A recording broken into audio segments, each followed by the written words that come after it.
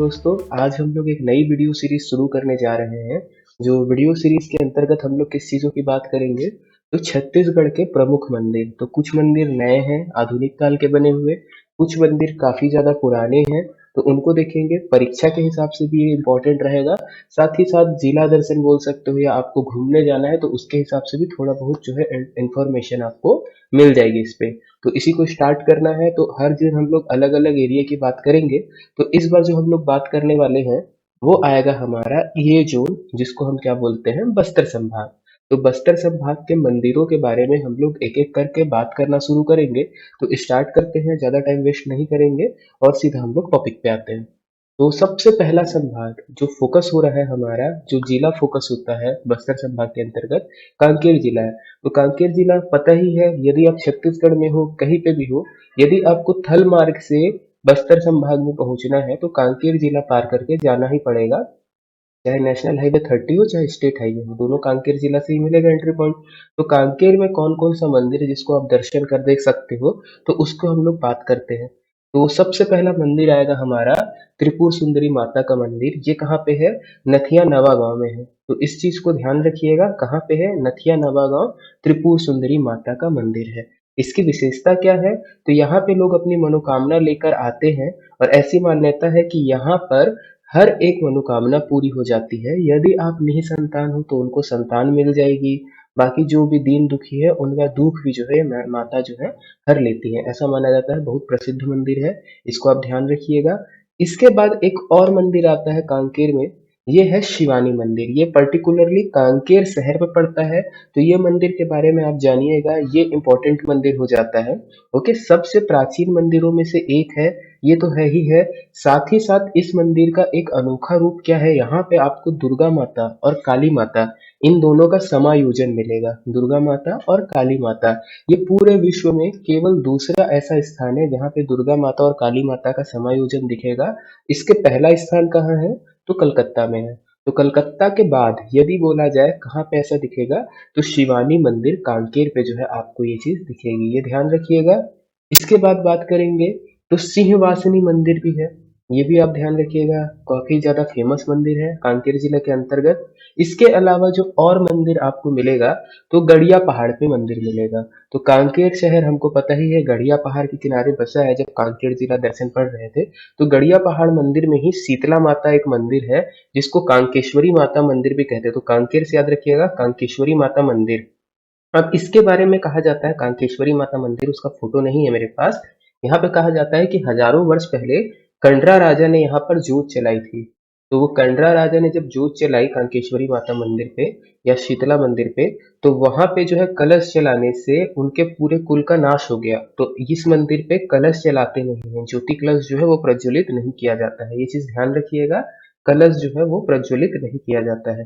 इसके अलावा भी आपको कांकेर जिला में जो गड़िया पहाड़ है, आपको अलग अलग चीजें मिलेंगी। तो फेमस हम लोग 3 से 4 मंदिर जानेंगे और आगे बढ़ते हैं थोड़ा सा, और क्या क्या चीजें देखते हैं। तो कांकेर से जैसे NH30 आप पकड़ोगे, नेशनल हाईवे 30 पे, तो कांकेर के बाद क्या पड़ेगा आपका? कोंडागांव पड़ेगा। तो कोंडागांव जिले की हम लोग बात करते हैं और कोंडागांव की तरफ बढ़ते हैं। तो कोंडागांव में एक मंदिर आपको मिलेगा बड़े डूंगर में। क्या नाम है उसका? छोटे दंतेश्वरी मंदिर।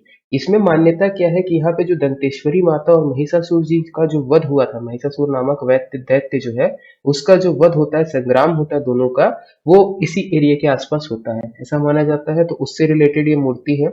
और पुराने समय से यहाँ पे जो है, जो बड़े डोंगर वाला क्षेत्र है, ये मंदिर के आसपास आपको अनेक छोटे मोटे तालाब भी जो है आपको यहाँ पे दिखेंगे। तो कोंडा गांव में एक ये आपको याद रखना है, ये मंदिर आप जा सकते हैं देखने के लिए। इसके बाद आपको दूसरा मंदिर मिलेगा, तेलिन माता मंदिर। तो तेलिन माता मंदिर कहाँ है? तो ये केशकाल घाटी पे पड़ता है। केशकाल घाटी में जो 12 मोड़ है, तो 12 मोड़ में 6वें से 7वें नंबर के मोड़ के बीच में जो है यहाँ पर है। तो इस चीज को क्या है, आप ऐसे भी समझ सकते हैं कि वो यात्रा करने के लिए जो सबसे खतरनाक एरिया है, तो माता वहां पे रक्षा करती है। कई लोग उसको जो भी चाहते हैं वहां से, वहां पे माता के दर्शन करके जरूर जाते हैं। तो ये चीज ध्यान रखिएगा, तेलिन माता मंदिर या तेली माता मंदिर कहाँ पे है? तो NH30 पे पड़ेगा, नेशनल हाईवे नंबर 30 पे ये चीज जो है आपको पड़ेगा। इसके बाद जो इम्पोर्टेंट आता है भोंगापाल। भोंगापाल में बौद्ध विहार है। ये भोंगापाल में जो प्रतिमा मिली है विद बुद्ध की प्रतिमा है। ऐसा माना जाता है कि ये बुद्ध की प्रतिमा है। इसको वहां के लोकल लैंग्वेज में क्या बोला जाता है? डोकरा बाबा। भोंगापाल का जो चैत्य मिला है उसको यहाँ के लोग क्या बोलते हैं? डोकरा बाबा के नाम से पूजा करते हैं। ये क्या है? तो भगवान बुद्ध की विशाल प्रतिमा है। याद रखिएगा इस चीज को। ऐसा माना जाता है कि प्राचीन समय में यहाँ पर जो है बौद्ध विहार था, और वो ही बौद्ध विहार के जो साक्ष्य यहाँ पे मिलेंगे। आपको यदि भोंगापाल तक पहुंचना है तो आपको कहाँ पे पड़ेगा? ये कोंडागांव क्षेत्र से 70 किलोमीटर दूरी पर। कोंडागांव जो शहर है, आप वहां से देखोगे कोंडागांव जिला मुख्यालय से 70 किलोमीटर की दूरी पर जो है ये आपको मिलेगा। ओके, इसको ध्यान रखिएगा। इसके अतिरिक्त इसी स्थान पर आपको और क्या क्या चीजें मिलेंगी तो याद रखोगे, अनेक प्रकार के देवी देवताओं की मूर्तियां मिलती हैं, जिसमें वैष्णव धर्म से जुड़े हुए हैं। चामुंडा की मूर्ति है, ब्रह्मणी, इंद्राणी आदि की मूर्ति जो है भोंगापाल के आसपास ही आपको मिलेगी। तो भोंगापाल की ओरिजिनल फोटो है, उसको आप देख सकते हैं। इसके बाद हम लोग अगर बढ़ेंगे तो मूसरदेव मंदिर। मूसरदेव मंदिर भी जो है ये भी बहुत फेमस है। मूसरदेव मंदिर के बारे में यदि बात करेंगे तो यहाँ पे जो भगवान शिव की प्रतिमा है वो कैसी है? तो मूसर के आकार की है। और मूसर का आकार मतलब सिलबट्टा, सिलबट्टे के आकार जैसे जो है यहाँ पे जो है आपको मिलेगा। मूसरदेव मंदिर, आपको ये चीज ध्यान रखना है। ओके, क्या है खास है? तो सिलबट्टे के आकार का यहाँ पे आपको मिलेगा। फिर बढ़ेंगे, सबसे इंपॉर्टेंट आता है हमारे पास गुबराहिन का शिव मंदिर, गढ़धनोरा वाला। तो गढ़धनोरा आपको पता है, गढ़धनोरा ये प्राचीन काल के ऐतिहासिक स्थल यहाँ पे आपको दिखेंगे, या प्राचीन काल का जो है साक्ष्य यहाँ पे मिलते हैं। तो यहीं पे है गोबराहिन का शिव मंदिर, गोबरहीन मंदिर है, इसलिए इसको क्या बोला जाता है? गोबरहीन शिव मंदिर। ओके, ये कहाँ पे पड़ेगा आपका? तो केशकाल तहसील के अंतर्गत पड़ेगा। ओके, यहाँ पर जो है पहले नलवंशी शासकों द्वारा इसको बनाए गए 14 विशाल आपको मंदिर मिलेंगे। ओके, ये 14 विशाल मंदिरों में से गोबराहिन शिव मंदिर जो है एक फेमस है। इस चीज को आपको ध्यान पे रखना है। किसने बसाया था? तो नलवंशी शासकों ने बनाया था। ओके, यहाँ पर एक टीला स्थित है जहां पर आपको शिवलिंग मिलेंगे। इसके अलावा यहाँ पे आपको और भी छोटे मोटे मंदिर आपको मिलने वाले हैं। जो फेमस है गोबराहिन का शिव मंदिर फेमस है, इसको संरक्षित भी किया गया है। और ध्यान रखिएगा, हर साल यहाँ पर महाशिवरात्रि के समय मेला लगता है। कहाँ पे? गोबराहिन के शिव मंदिर पे, इसको ध्यान रखिएगा। इसके बाद एक और है लिंगई माता मंदिर या लिंगेश्वरी मंदिर, आलोर ग्राम पे पड़ेगा ये। आपको ये चीज ध्यान रखिएगा। लिंगेश्वरी माता मंदिर बोला जाता है, पूजा होती है शिवलिंग की। ये 100 मीटर की ऊंचाई पर पहाड़ी पर स्थित है। यहाँ पर ऐसा माना जाता है कि अगर आपके पास आपकी संतान नहीं हो रही है तो आप यहाँ पर आइए और माता को खीरा चढ़ाइए। और खीरा चढ़ाने के बाद जो है माता यदि आपसे प्रसन्न होंगी तो वो आपको जो है संतान का वर दे देंगी। ये ध्यान रखिएगा। पूजा किसकी होती है? तो शिवलिंग की पूजा होती है, ये चीज ध्यान रखिएगा। ये खुलता कब है? तो पितृमोक्ष अमावस्या, पितृमोक्ष अमावस्या के पहले बुधवार को खुलेगा। ओके, दर्शन हेतु ये ध्यान रखिएगा। पितृमोक्ष अमावस्या के पहले बुधवार को जो है यहाँ का दर्शन होता है। खीरा वाली बात हम बता दिए हैं कि खीरा का ही भोग चढ़ता है जिनको यदि संतान चाहिए होती है। इसके अतिरिक्त यदि आपको कोंडागांव देखना है तो कोंडागांव में और भी बहुत सारे मंदिर हैं, जिसमें कोपा बेड़ा का शिव मंदिर है। इसके अलावा लक्ष्मी पीठ है, महालक्ष्मी पीठ है जिसको बोला जाता है, और जटायु शिला है। ओके, जटायु शिला के बारे में क्या आस्था कहा गई है कि जब रावण और जटायु इन दोनों का संग्राम होता है, जब रावण सीता हरण करके ले जा रहा था, जटायु अवरोध कर रहे थे, रोक रहे थे उसको, तो जटायु और रावण का जो युद्ध होता है उस पे जब रावण जटायु को मारते हैं तो जटायु धरती पर आकर जो गिरते हैं, वो धरती पर आकर जहाँ गिरते हैं या जहाँ पे उनको जलाया जाता है, या मतलब जहाँ उनका अंतिम संस्कार किया जाता है, वही एरिया जटायु शिला कहलाता है आज की डेट पे। तो ये चीज ध्यान रखिएगा। कोंडा गांव की बात हो गई है। अब हम लोग थोड़ा आगे बढ़ते हैं। और भी बहुत सारे मंदिर हैं, आप ये चीज ध्यान रखिएगा। ऐसा ही नहीं है, जो फेमस फेमस मंदिर हैं, जो एग्जाम पॉइंट से इंपॉर्टेंट हो सकते हैं या जो आपके घूमने के हिसाब से इंपॉर्टेंट हो सकते हैं, थोड़ा सा ज्यादा इंपॉर्टेंट रख रहे हैं, उसको हम लोग कर रहे हैं। फिर अगर ये सीरीज आप लोगों को पसंद आती है तो हम लोग आगे की सीरीज में हर एक मंदिर का और जितना हो सकता है हम लोग डिटेल लेके आएंगे, जिससे आपको मेंस में भी लिखने पे काम आ जाए। चलिए आगे बढ़ते हैं। कोंडागांव जिला से आगे बढ़ेंगे तो कोंडागांव से यदि हम आगे बढ़ेंगे तो हमको क्या मिलेगा? NH 30 पर बस्तर। तो बस्तर के बारे में बात करते हैं, बस्तर में क्या क्या है। तो सबसे पहला आता है छेरकी मंदिर बस्तर पे। ओके, तो छेरकी मंदिर आपको केवल एक ही चीज जानना है, छेरकी मंदिर बस्तर पे है। और जो छेरकी महल है, जो कंफ्यूज करता है, छेरकी महल आपका पड़ेगा कवर्धा जिला पे। तो ये दो चीज कंफ्यूज करता है। तो छेरकी मंदिर यदि बोलेगा तो बस्तर पे है, ये याद रखिएगा। इसके बाद जो दूसरी चीज जाना है, नारायण पाल का विष्णु मंदिर। नारायण पाल का विष्णु मंदिर के बारे में हम लोग थोड़ी सी बात कर लेते हैं। ऐतिहासिक स्थल है, इस चीज के बारे में सभी चीज को ध्यान रखिएगा। क्या है? ऐतिहासिक स्थल है। बसा कहाँ है नारायण पाल? तो इंद्रावती और नारंगी, ये दोनों नदी का जहाँ संगम होता है वहां पर बसाया गया है। ओके, ये चीज ध्यान रखिएगा। ये 1000 वर्ष से भी ज्यादा पुराना मंदिर है। ओके, इस चीज को आप ध्यान रखिएगा। ऐसा माना जाता है कि छिंदक नागवंशी शासक जो थे, उन्होंने इसको निर्मित किया है, इसको बनाया है छिंदक नागवंशी शासकों ने। 1000 साल पुराना है बोल रहे हैं, तो ऐसा मान लीजिए कि जब खजुराहो के मंदिर बन रहे थे, तो खजुराहो के मंदिर के समकालीन ये मंदिर है, नारायण पाल का विष्णु मंदिर, ये ध्यान रखिएगा। इसके बाद जो आप घूम सकते हो घूमने लायक जगह, तो डिलमिली। डिलमिली में मृतक काष्ठ स्तंभ एक मिला है। तो मृतक काष्ठ स्तंभ क्या है? जैसे कि यदि कोई व्यक्ति जिसकी मृत्यु हो गई है, तो उसकी याद में एक लकड़ी का स्तंभ लगा दिया गया है, जहाँ पे अलग अलग चीजें जो स्तंभ में वो जो व्यक्ति मृत है उसके बारे में लिखी गई है। तो ये मृतक काष्ठ स्तंभ जिसके लिए बना है या जिनके रिस्पेक्ट में बनाया गया है, उनका नाम था मुचकी हुंगा माड़िया। तो मुचकी हुंगा माड़िया को आप याद रखिएगा। उनकी याद में मृतक काष्ठ स्तंभ बना है। ये उस समय के नायक थे, ऐसा मान सकते हैं आप, उस समय के नायक थे। और इनकी जीवनी का और इनकी गाथा का वर्णन किया गया है डिलविले में। तो ये संरक्षित किया गया है। अभी आपको ऐसे ओपन नहीं दिखेगा, इसके आजू बाजू जो है दीवार खड़ी कर दी गई है, दीवार, और एक जो है आपको घर जैसे बना दिया गया है, वो चीज ध्यान रखिएगा। मृतक काष्ठ स्तंभ ये जो है मिलेगा यहाँ पे। फिर बात करेंगे सबसे इम्पोर्टेंट जो बस्तर में आ जाता है, कैलाश गुफा। तो कैलाश गुफा हम मंदिर में क्यों पढ़ रहे हैं? तो कैलाश गुफा में भी मंदिर है, थोड़ी बहुत चीजें वहां पे पूजा होती है, तो उसको समझेंगे थोड़ा सा। कहाँ पर मिलता है ये? तो कांगेर घाटी नेशनल पार्क जो है, राष्ट्रीय उद्यान, कांगेर घाटी नेशनल उद्यान में ही है, राष्ट्रीय उद्यान पे ही है। किस पहाड़ी पर स्थित है बोलेगा तो याद रखिएगा, तुलसी डोगरी के पहाड़ी पर स्थित है। सभी बताते हैं कि इसके अंतर्गत क्या मिलता है, स्टेलेक्टाइट और स्टेलेग्माइट जो है मिलता है। गुफा के अंदर जैसे आप घुसोगे, जैसे अंदर जाओगे, तो गुफा अंदर से दो कमरों में विभाजित हो जाती है, दो खंड है ऐसा माना जाता है, जिसमें से एक खंड जो है वो संगीत कक्ष है और दूसरा जो है मंदिर स्थल है। ये चीज ध्यान रखिएगा। अब ये इंपॉर्टेंट क्यों हो रही है, कैलाश गुफा आप क्यों बोल रहे हो उसको?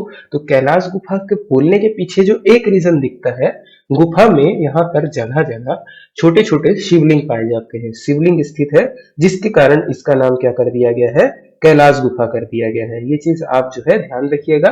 गुफा के बाहरी जैसे आप निकलोगे तो वहीं पे आपको कैलाश झील भी दिखेगी। तो ये है हमारे बस्तर में। और बस्तर में हमारे पास क्या है हम देखते हैं, एक और चीज मिलता है बस्तर में, तो गुमड़पाल का शिव मंदिर, ये याद रखिएगा। तो ये भी प्राचीन कालीन मंदिर है, 13वीं 14वीं शताब्दी में बनाया गया था, 700-800 साल पुराना ये प्राचीन शिव मंदिर है। तो बस्तर की बात कर लिए है, थोड़ा सा आगे बढ़ते हैं बस्तर से, और हम लोग देखते हैं और क्या चीजें हैं हमारे पास। तो बस्तर से यदि हम नेशनल हाईवे 30 पे ही चले, तो आगे हमारे पास पड़ेगा सुकमा। तो सुकमा जिले की बात करते हैं, सुकमा जिले पे क्या क्या चीजें खास खास है। तो सुकमा जिले पे जो सबसे पहला एरिया आता है वो आता है रामाराम। तो रामाराम में एक प्राचीन मंदिर है। रामाराम क्यों फेमस है? तो ये जो है रामायण कालीन स्थल हो गया है, और हमारी जो छत्तीसगढ़ सरकार है, जो राम वन गमन पथ बना रही है, उसमें ये शामिल होगा, देखिएगा उसको। जो सुकमा जिला है उसका रामायण कालीन स्थल आता है रामाराम और इंजेग्राम, ये ध्यान रखिएगा। इसके बाद जो दूसरा चीज है, रामेश्वर रामपाल। रामेश्वर रामपाल में आपको ध्यान रखना है, यहाँ पर प्राचीन काल की सीताराम और लक्ष्मण संबंधी मूर्तियां जो है प्राप्त होती हैं, इसको ध्यान रखिएगा। इसके बाद आते हैं हम लोग कहाँ पर, तो यहाँ पर सुकमा में जो है एक प्रसिद्ध काली माता का मंदिर है, ये नया वाला मंदिर है आप बोल सकते हो, काली माँ का बहुत प्रसिद्ध मंदिर है सुकमा में ये भी। फिर एक पड़ेगा आपके पास रामा रामीन माता का मंदिर। ओके, तो रामा रामीन माता का मंदिर, या जिसको रजवाड़ा माता का मंदिर भी बोलते हैं, इस पे क्या चीज ध्यान रखिएगा, आदिवासी मान्यता के अनुसार यहाँ पर प्रतिवर्ष रामाराम में देवी के लिए मेले को आयोजित किया जाता है, जिसमें चिटमिटीन रामा रामीन माता और मुजराइन माता जो छिंदगढ़ में है, इन तीनों का मिलन होता है, ऐसा आदिवासी मान्यता है। कि जो मेला होता है, मेले के अंतर्गत चिटमिटिन माता, रामारामीन माता और मुजारिया माता, इन तीनों का जो है छिंदगढ़ में मिलन होता है, याद रखोगे। और ढोल नगाड़ों के साथ लोग जो है यहाँ पर मेले का आयोजन करते हैं, कहाँ पर, रामारामीन में, ये ध्यान रखिएगा। इसके बाद एक और आता है चिटमिटिन माता मंदिर, वही जो बात कर रहे थे हम लोग, रामारामीन और चिटमिटिन माता मंदिर, ये ध्यान रखना है। तो सुकमा तक हमारा जो नेशनल हाईवे 30 है वो खत्म हो जाता है। सुकमा में एक तहसील पड़ती है कोंटा, कोंटा से एक हमारा निकलता है स्टेट हाईवे नंबर 5, जो हमको पहुंचाएगा कहाँ, दंतेवाड़ा। तो दंतेवाड़ा मंदिर के लिए यदि आप देखोगे तो दंतेवाड़ा बहुत ज्यादा जो है इस क्षेत्र में भी, अगर बस्तर में भी आप बोलोगे तो दंतेवाड़ा को आप अलग से निकाल सकते हो। दंतेवाड़ा में स्टडी करने के लिए बहुत सारी चीजें हैं, घूमने के लिए बहुत सारी चीजें हैं प्राचीन काल से जुड़ी हुई, तो उनको पकड़ेंगे। तो सबसे पहले दंतेवाड़ा के एक शहर हम जा रहे हैं, शहर का नाम है, या एक क्षेत्र जा रहे हैं, बारसूर। तो ऊपर की जो भी लाइन आएगी उसमें सारी बारसूर के मंदिर रहेंगे। तो सबसे पहले आता है बारसूर में छोटा गणेश और बड़ा गणेश का मंदिर। ओके, ये सारे स्थल आजू बाजू पे ही हैं, इनको डेवलप किया गया है सरकार द्वारा। तो छोटा गणेश और बड़ा गणेश, इसके बारे में आप देखिएगा, ये जो प्रतिमा है ये मोनोलिथिक प्रतिमा कहलाती है। मतलब क्या है, ये दोनों गणेश की जो मूर्ति है एक ही चट्टान द्वारा निर्मित की गई है, कोई दूसरी चट्टान जो है इसमें नहीं जोड़ी गई है, ये चीज ध्यान रखिएगा। बड़ी प्रतिमा और छोटी प्रतिमा दोनों के हाथ में आपको लड्डू दिखेगा। फर्क क्या है, बड़ी प्रतिमा जो है लड्डू को छिपाते हुए है, और जो छोटी प्रतिमा है उसमें लड्डू का भोग लगा हुआ है। आप अगर दंतेवाड़ा कभी भी जाते हो, दंतेवाड़ा जिला बारसूर जरूर घूमिएगा, बहुत अच्छी जगह आपको जो है मिलेगी। तो छोटा गणेश बड़ा गणेश हो गया। एक छोटी सी इंफॉर्मेशन दे देते हैं, हमारे जो ऑनलाइन क्लासेस हैं वो 1 मई से शुरू हो रही हैं, 1 जून से, 1 जून से हमारी जो ऑनलाइन क्लासेस शुरू होंगी, टीचमेंट ऐप पे शुरू होंगी। ऑनलाइन पूरी क्लास की रिकॉर्डिंग आपको अवेलेबल रहेगी, हर एक क्लास का आप रिकॉर्डिंग देख सकते हो उसी ऐप के अंतर्गत। यदि आपकी किसी भी दिन क्लास मिस होती है तो आप जो हो वो क्लास का रिकॉर्डिंग देख सकते हो। हर एक चीज का आपको क्लास नोट्स प्रोवाइड कर दिया जाएगा पीडीएफ फॉर्म में। डेली हम करेंट अफेयर भी वहाँ पे अपलोड करेंगे।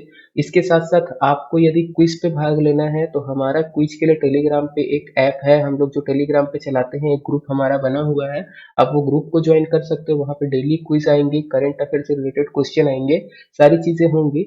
यदि आप, ऐसा है कि आपको अपनी पढ़ाई को निरंतर बनाए रखना है और आपको कॉम्पिटिटिव एग्जाम की तैयारी करना है, आप हमारे बैच में जुड़ सकते हो। टीचमेंट ऐप आप डाउनलोड कर लीजिएगा, सारी डिटेल जो है मैं दे दूंगा। 1 जून के हिसाब से जो बैच शुरू होगा उसके लिए बैच की डिटेल आपको मिल जाएगी, नंबर वगैरह सारा रहेगा, आप कांटेक्ट कर सकते हैं। ऑनलाइन टेस्ट सीरीज आपके लिए निःशुल्क रहेगी, पूरे क्षेत्र में सबसे कम रेट पे हम ही लोग करवा रहे हैं। आपको मात्र 10,000 से भी कम, 7,000 से भी कम आपको लगने वाला है। 6,000 मात्र फीस है हमारी, इस पे आपको सारी सुविधाएं मिल जाएंगी। आप छत्तीसगढ़ में या भारत में या दुनिया में किसी भी कोने पे हो, आप जो है डायरेक्टली हमसे जुड़ सकते हैं। ऑनलाइन, पूर्णतः ऑनलाइन क्लासेस चलेंगी, जिससे आप कभी भी घर बैठे अपनी तैयारी कर सकते हो, कोई भी कोविड वगैरह की भी टेंशन नहीं रहेगी।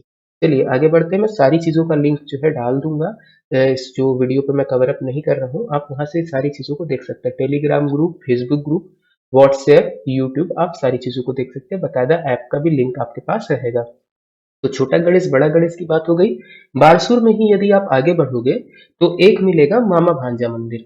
मामा भांजा मंदिर के बारे में कहा जाता है कि इसका निर्माण मामा भांजा जो रिलेशन में थे, ये दो लोगों ने किया है।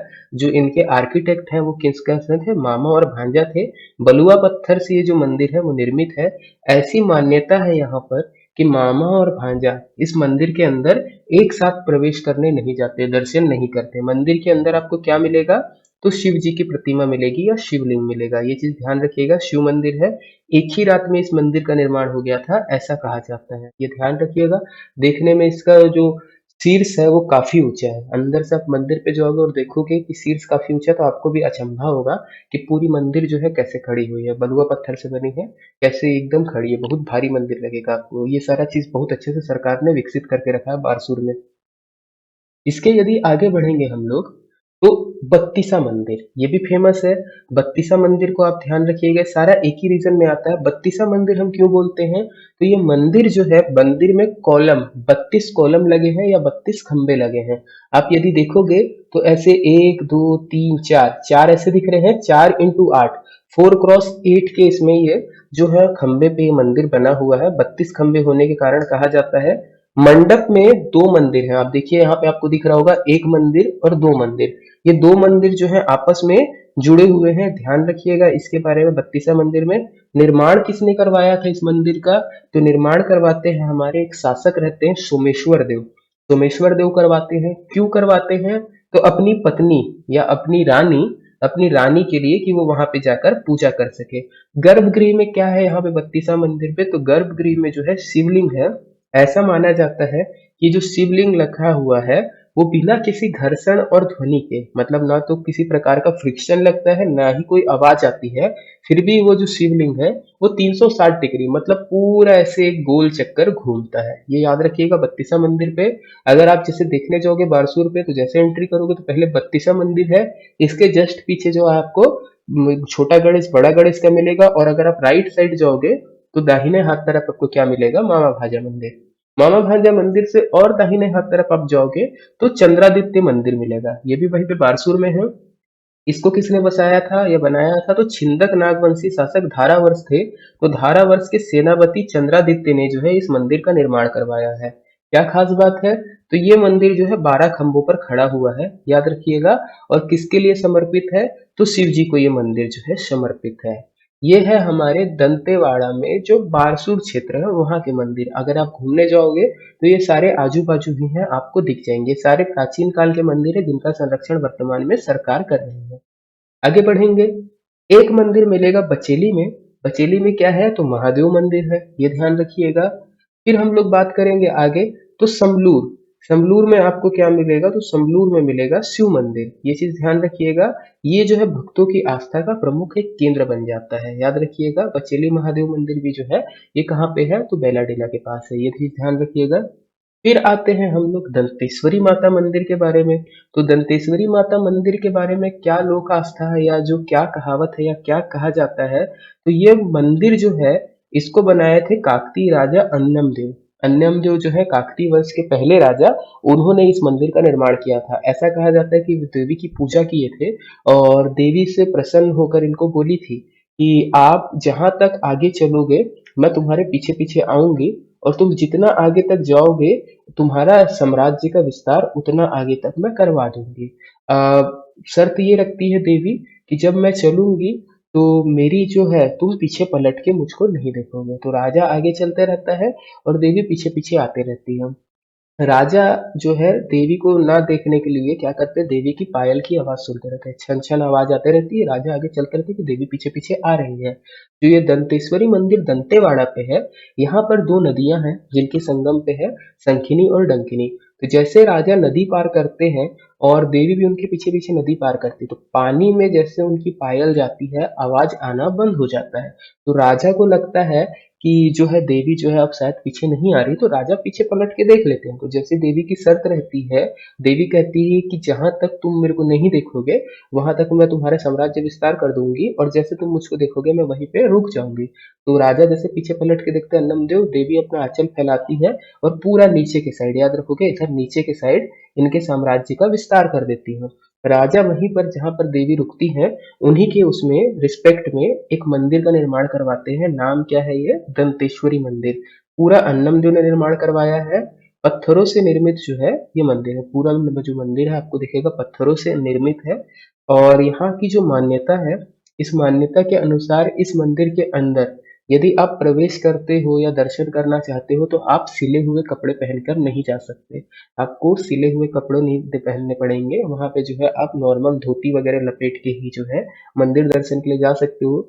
मंदिर के पास जो आपको ये स्तंभ दिख रहा है, इस पे लोग ऐसे पीछे पलट के अपना हाथ पकड़ के देखने की कोशिश करते हैं। ऐसा माना जाता है कि ये स्तंभ में अगर आप पीछे पलट के अपना हाथ पकड़ ले रहे हो उस समय आप जो भी मांगोगे वो भी पूरा हो जाता है। इसके अलावा प्राचीन काल में ऐसा भी कहा जाता है कि यहाँ पर जो है दंतेश्वरी मंदिर में लोग जो है नर बलि की भी प्रथा थी, बट उसके बारे में अभी ऐसा कुछ भी जानकारी है नहीं कि होता है या नहीं होता है। ये चीज ध्यान रखिएगा। माता की कितनी भुजाएं हैं यदि बोला जाएगा तो माता की 6 भुजाएं हैं यहाँ पे जो दिखती हैं। काले रंग के पत्थर से माता की मूर्ति जो है बनी गई है। ओके, माँ जो दंतेश्वरी है उनका ऊपरी भाग जो है नरसिंह अवतार का आपको दिखेगा, ये चीज ध्यान रखिएगा। दंतेश्वरी मंदिर से हम लोग थोड़ा सा आगे बढ़ेंगे तो एक पहाड़ खड़ा होता है जो आपको दिखेगा। अच्छा खासा ऊंचा पहाड़ है, 300 फुट का। बैलाडीला का पर्वत बोल लीजिए। यहाँ पर आपको क्या मिलेगा, एक गणेश प्रतिमा मिलेगी। गणेश प्रतिमा का नाम क्या है, तो ढोलकल गणेश है। ढोलक से याद रखना, ढोलक तो ढोलकल गणेश, ये बैलाडीला पे आपको मिलेगा। इस मंदिर की खास बात क्या है, ये जो मूर्ति है ये बहुत ज्यादा ऊंचाई पर बनी हुई है, एकदम पहाड़ी पर है, 300 फुट पे। और जब यहाँ पर पूजा होती है, यहाँ पर जो ढोल बजाया जाता है, तो उस ढोल की आवाज दूर दूर तक गूंजती है। इसीलिए इसका नाम क्या पड़ा है, ढोलकल गणेश। बनाया किन्होंने है, तो नागवंशी शासकों ने जो है यहाँ पर इस चीज को बनाया है। प्रतिमा किसकी बनी हुई है, तो याद रखिएगा प्रतिमा जो है ग्रेनाइट पत्थर से बनी हुई है, जिसमें गणेश जी के दाएं हाथ में परशु परशु है, परसा जिसको बोलते हैं फरसा है। और वो गणेश जी जो है अभय मुद्रा में जो है दिखेंगे आपको, ये चीज ध्यान रखिएगा, अभय मुद्रा में है। और बायां हाथ जो है इनका, इनमें जो है टूटा हुआ आपको दिखेगा, उनका टूटा हुआ दांत है और मोदक है, याद रखिएगा। इसके अलावा इनके पेट में नाग अंकित है। इसकी जो डिजाइनिंग की गई थी या ये जो बनाया गया था, इस तरीके से इन्होंने बनाया था। जो हमारे नागवंशी शासक थे उनको आइडिया था कि ये इतनी ऊंचाई पे बना है, हवा बहुत ज्यादा चलेगी, भूकंप वगैरह भी आ सकते हैं, तो गिरे ना। तो ये प्रतिमा को बचाने के लिए उन्होंने इनको बकायदा चैन से उस जमाने में बांधा था। अभी 2 या 3 साल पहले कुछ जो रहते हैं अजीब अजीब लोग, जिनको हम क्या बोलते हैं, असामाजिक तत्व, उन्होंने इस मूर्ति को जो है ऊंचाई से गिरा दिया था। फिर हमारे जो पुरातत्ववेत्ताएं हैं, अरुण शर्मा जी, उनकी सहायता से इसको वापस जो है जोड़ा गया है, ऊपर की तरफ वापस स्थापित किया गया है। तो ये चीज ध्यान रखिएगा, ढोलकल गणेश बैलाडीला एकदम ऊंचाई पर ये प्रतिमा जो है स्थापित होगी। जब आप इसकी फोटो देखेंगे कभी, तो आपको ऐसा लगेगा इतना ऊपर कोई चढ़ के पूजा भी कैसे कर पाता होगा, देखिएगा कभी इसको। और अगर होता है तो जाइएगा यहाँ पे। चलिए दंतेवाड़ा से आगे हम लोग बढ़ते हैं। दंतेवाड़ा से नेशनल हाईवे 63 यदि पकड़ेंगे तो कहाँ पहुंचेंगे, बीजापुर। तो बीजापुर के बारे में अब हम लोग थोड़ा सा बात करते हैं, बीजापुर में कौन कौन से मंदिर है हमारे पास। तो सबसे पहला मंदिर अगर हम लोग देखेंगे तो सबसे पहला आएगा सीकर राज मंदिर। तो सीकर राज मंदिर क्या है, ऐतिहासिक धार्मिक स्थल है। ये जो 6 से 7 फुट ऊंची जो है यहाँ पर प्रतिमा मिलेगी। ये प्रतिमा क्या चीज ध्यान रखना है, ये प्रतिमा जो है एक काष्ठ में विराजमान है, मतलब एक लकड़ी में जो है विराजमान है। मंदिर के आसपास और भी विष्णु शिव गणेश लक्ष्मी आदि जी के आपको वो मिल जाएंगे, प्रतिमाएं मिल जाएंगी, मंदिर मिल जाएंगे। ध्यान रखिएगा, चैत्र नवरात्रि के समय से लेकर रामनवमी के बाद आने वाले प्रथम मंगलवार तक यहाँ पर मेला आयोजित होता है। मतलब चैत्र नवरात्र से शुरू होगा और इसके बाद रामनवमी के आने पर, रामनवमी के बाद जो भी मंगलवार आएगा पहला वाला, वहां तक यहाँ पर मेला चलता है। ये चीज ध्यान रखिएगा सिकर राज मंदिर के बारे में। फिर हमको एक मिलता है भद्रकाली। तो भद्रकाली कहाँ पे लोकेटेड है, तो याद रखिएगा भोपालपट्टनम तहसील में पड़ेगा। कहाँ पर, तो जहाँ पर इंद्रावती नदी और गोदावरी नदी जहां पर दोनों का संगम होता है, वहां पर ये जो मंदिर है स्थित है, या भद्रकाली पोजीशन स्थित है। वहीं पे भद्रकाली स्थान है जहां पर भद्रकाली माता का मंदिर है, काली माँ का मंदिर है। मंदिर की खास बात क्या है, ये विशेषता क्या है, तो मंदिर पर अग्निकुंड का आयोजन किया जाता है। अग्निकुंड का आयोजन मतलब क्या है, कोयला को जलाकर एक चादर जैसे बिछा दिया जाता है, और उसके बाद जो लोग रहते हैं वो यहाँ पर क्या करते हैं, उस लोहे की चादर पे नंगे पैर चलते हैं। एक प्रकार से आप देखोगे कई लोग मान्यता में बोलते हैं कि आग के ऊपर चलना है, तो वैसा ही कुछ यहाँ पर आयोजन किया जाता है। बसंत पंचमी में यहाँ पर मेला लगेगा। तो भद्रकाली आप जा सकते हैं, छत्तीसगढ़ का पश्चिमतम बिंदु आप बोल सकते हैं, यहाँ पर कहीं पे आएगा वो। ओके, स्टार्ट करते हैं भद्रकाली के आगे। भद्रकाली के आगे यदि हम लोग बात करेंगे तो क्या मिलेगी, सकल नारायण गुफा। तो सकल नारायण गुफा ऐसा बोला जाता है, ऐसी मान्यता है, महाभारत कालीन भी है, तो इसको एक बार चेक करिएगा महाभारत कालीन है या नहीं है। ये जो है अनेक सुरंगों में अंदर से ये विभाजित है। इस गुफा के अंदर ही आप जाओगे तो अलग अलग अलग अलग अलग अलग सुरंगें मिलेंगी। महाभारत कालीन क्यों बोल रहे हैं, तो याद रखोगे भगवान कृष्ण की जो है यहाँ पे आपको मूर्ति मिलेगी। और किसके साथ मिलेगी, तो भगवान कृष्ण या विष्णु, उनके जो वाहक हैं या जो उनके साथ रहते हैं, कौन, शेषनाग। तो भगवान कृष्ण और शेषनाग, इन दोनों की जो है मूर्तियां यहाँ पे आपको मिलेंगी, याद रखोगे, है ना। और क्या चीज है, तो गुड़ी पड़वा पर इसको जनता के लिए खोला जाता है। अब गुड़ी पड़वा क्या होता है, तो जो हिंदू धर्म के अनुसार जो पहला महीना शुरू होता है उसको हम लोग बोलते हैं गुड़ी पड़वा। जो साल का पहला दिन रहता है उसको बोला जाता है गुड़ी पड़वा। तो उस दिन यहाँ पे ये मंदिर को खोला जाता है, याद रखिएगा। फिर आएंगे हम लोग आगे। तो भैरव देव मंदिर पड़ेगा। तो भैरव देव मंदिर कहाँ पे पड़ेगा? तो भैरमगढ़ में पड़ेगा। ये जो है काकतीय शासक हमारे भैरम देव, उन्होंने निर्माण करवाया था इसका। कब करवाया था? तो 13वीं से 14वीं सदी के बीच में करवाया था। 1300 से 1400 या 1400 से 1500 के बीच में इसका निर्माण करवाया जाता है। याद रखिएगा, मंदिर जैसे आप जाओगे, ये जो फोटो दिख रही है वो पूरा जस्टिस नहीं कर पा रही है इसके लिए। मंदिर में जैसे आप जाओगे तो आधा किलोमीटर तक नागराज से संबंधित अनेक प्रतिमाएं आपको मिलेंगी, अनेक मूर्तियां मिलेंगी। किससे संबंधित? नागराज से संबंधित। इस मंदिर की खास बात क्या है? तो याद रखिएगा, पत्थर पर अर्धनारीश्वर भगवान की प्रतिमा है। ओके, जो प्रतिमा है वो कैसी है? अर्धनारीश्वर भगवान की जो है प्रतिमा यहाँ पे स्थित है।